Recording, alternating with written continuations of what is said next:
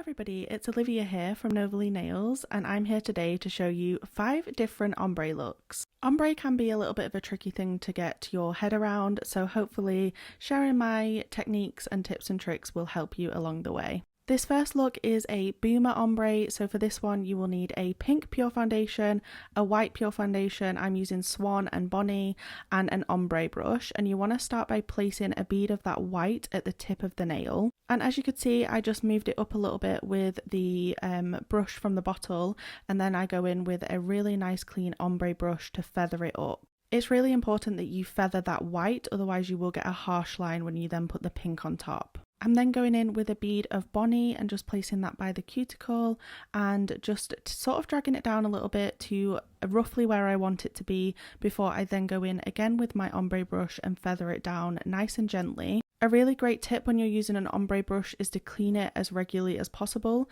So I'm cleaning it between each swipe of going like sort of left to right, if that makes sense. So again, that goes in the lamp for a 60-second cure, and then when it comes out I do wipe over with a little bit of cleanser on a lint-free wipe, and I just buff over where the pink meets the white. I find that that just gives it a little bit more of a blended look and it gets rid of any sort of bumpy lines.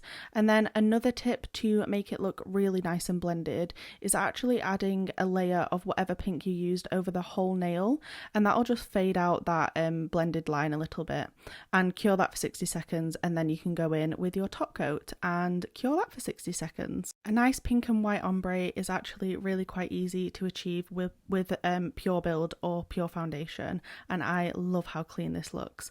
So the next look we're going to be doing is with HONA's Pigment Powders. So for this one I'm using pink and green, and then I'm just using like a fluffy eyeshadow brush, just whatever you've got, and I like to actually apply the pigment powders onto Pure Foundation. So whether that be your coloured Pure Foundation that you've just laid down or a layer of clear Pure Foundation, and that's just because Pure Foundation is slightly less tacky than Complete Base, so I find it works a little bit better to get a nice blend. So as you can see, I put a little bit of powder on my brush and I just keep blending it up to where I want it to be. You can of course blend it as far up or as far down as you want to, but I'm doing like a nice little watermelon look today, so I blended the pink quite far up and then I went in with the green and did that on top. And I actually find going in with a little bit more powder than you think works a little bit better because it prevents your brush from getting any of the tackiness from the Pure Foundation on it.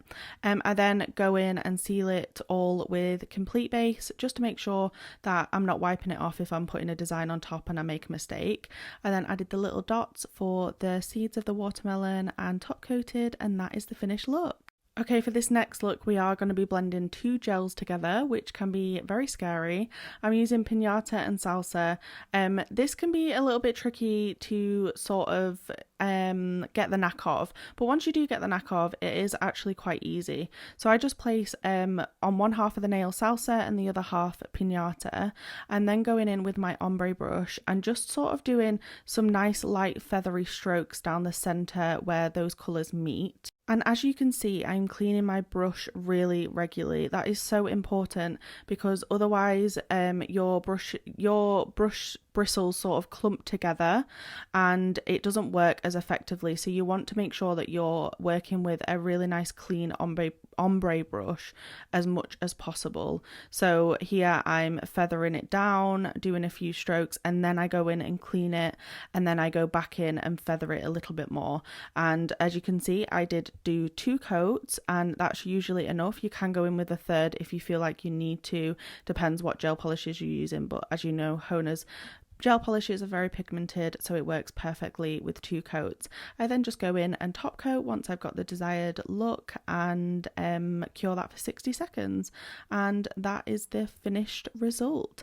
I love how this looks, and if you've seen some of those rainbow nails, this is how they do that, so it just looks so pretty.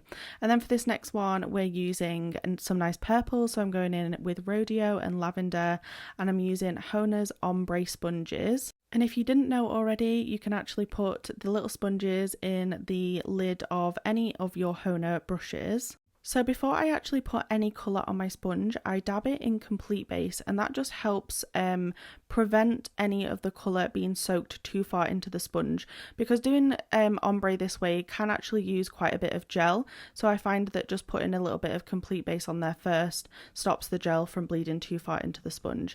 And as you can see here, I'm just going in with nice light taps just to build up that colour, and this does take either 3 or 4 layers depending on what colour you're using, so I each time take it out of the lamp and just give it a few little taps with some fresh colour on the sponge. Once I've done it twice, I do actually go in and clean my sponge. I just find that that helps you know, get any of that built up product out, and it gives me a nice sort of clean blend. And I find that it's actually really helpful to use the sides of the brush that don't have any product on as you get towards that blended line, just so you're not adding too much product on, because that will mean that you sort of get a bit more of a harsh line, if that makes sense. So that is the finished blend. I then go in and top coat it, and I decided to add clear chrome on top of this because I just think it looks really pretty. So I went ahead and did that and then top coated again. I find that when you're doing ombre with gels, whether that be with a sponge or with a brush, it's good to pick colours that sort of complement each other and aren't too far away from each other on the colour wheel, just because you will find it a lot harder to blend them out. So now I'm going in and just doing another vertical ombre with HONA's Juicy Gels. I'm using the colours Peachy and Strawberry Cooler, and I'm just doing it the same way as I did with the other vertical ombre, but instead of using the ombre brush, I'm actually using the round top full cover brush, just to show you that it can be done with a different type of brush as well. These blended actually quite nicely together, especially using that full coverage round top brush, and I feel like this would be such a lovely look for summer. So that is all of the different ombre techniques. I hope that you found this video helpful, and I hope that you got some really good tips and tricks out of it.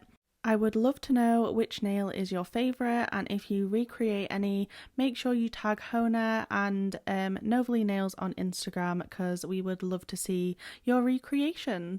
Thank you so much for watching this video. Love you all.